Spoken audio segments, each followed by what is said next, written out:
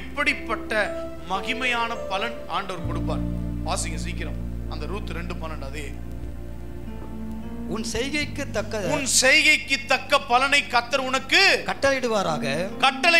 இஸ்ரவேலின் தேவனாகிய கர்த்தருடைய செட்டைகளின் கீழ் அடைக்கலமாய் வந்த உனக்கு அவராலே நிறைவான பலன் கிடைக்கும். ஏற்கனவே சொல்லிட்டேன். அப்ப பாருங்க, உன் செய்கைக்கு தக்க, முதல்ல உழைப்பு. பக்கத்துல பார்த்து சொல்லுங்க, உன் செய்கைக்கு தக்கன என்ன? நம்ம உழைக்க வேண்டும். நீங்க எதை உழைக்கிறீங்களோ அதற்கேற்ற பலனை கர்த்தர் வீட்டுக்குள்ளே உட்கார்ந்து, அது நடக்குமா? மதியானம் 1 மணி உஷ்ணம், வெயில் அதிகம், இந்த மாதிரி வெயிலையும் லெமன் ஜூஸை போட்டு வீட்டில் குடிச்சுன்னு உட்காந்துருப்பான் சில பேர். இன்னைக்கு உழைப்பு தேவை. வெயில் வந்துருச்சு, மழை வந்துருச்சு, காத்தடிக்குது. அவங்க அப்புறம் சொன்னா இப்படியே கடத்துவான், நாளை கடத்துவான். உண்மையை சொல்லட்டுமா, என்னுடைய வாழ்க்கையிலே நான் அதிகமாய் ஜெபித்து கொண்டிருப்பது, உண்மையை சொல்றேன், எனக்கு சோம்பேறித்தனம் வரும் உடம்புல. நான் இன்னைய வரைக்கும் ஜெபிக்கிறேங்க, இன்னைய வரைக்கும் அந்த வார்த்தையை உச்சரிக்கிறேன். எந்த வார்த்தை தெரியுமா? நான் ரொம்ப பர்ஃபெக்ட், நான் பெரிய ஆளு, என்ன மாதிரி உழைக்கிறதுக்கு உலகத்தில் இந்தியாவில் அம்மானி கூட இல்லைன்னு இப்படிலாம் பேச மாட்டேன். உன்ன மாதிரி போய் பேசுன்னு தெரிய மாட்டேன். நான் என்னையே ஒத்துப்பேன். ஆண்டவர், என் உடம்புல சோம்பேறித்தனம் இருக்கு, இந்த சோம்பேறித்தனம் இயேசுவின் நாமத்தில் மாறுவதாக. சோம்பேறின்ற புத்தியே வரக்கூடாது.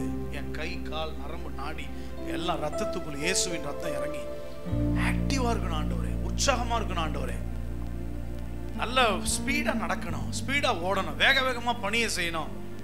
அதை மக்கள் பார்க்கணும், மற்றவர்கள் பார்க்கணும். இப்படிலாம் ஜெபிப்பேன் நான்.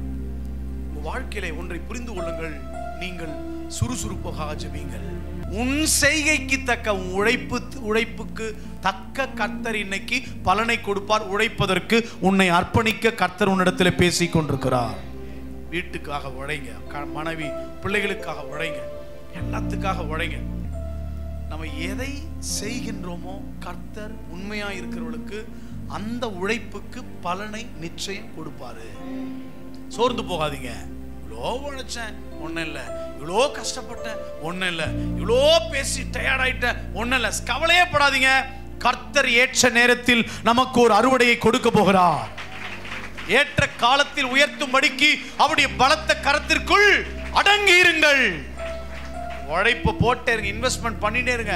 பணம் தான் இன்வெஸ்ட்மெண்ட் பண்ண முடியல, உழைப்பை இன்வெஸ்ட்மெண்ட் பண்ணுங்க. உங்க ஜபத்தை இன்வெஸ்ட்மெண்ட் பண்ணுங்க. உங்க கண்ணீரை கர்த்தருடைய பாதத்தில் இன்வெஸ்ட்மெண்ட் பண்ணுங்க. அது எல்லாம் ஒரு காலத்தில் ஐஸ்வர்யமாய் மாறும், பணமாக மாறும், செல்வ செழிப்பாய் மாறும். ஒரு பெரிய பேரை கர்த்தர் இந்த தேசத்திலே கீர்த்தியும் புகழ்ச்சியுமாக நம்மை கர்த்தர் கொண்டு வருவார். கை தட்டி கர்த்தருடைய நாமத்தை சத்தமாய்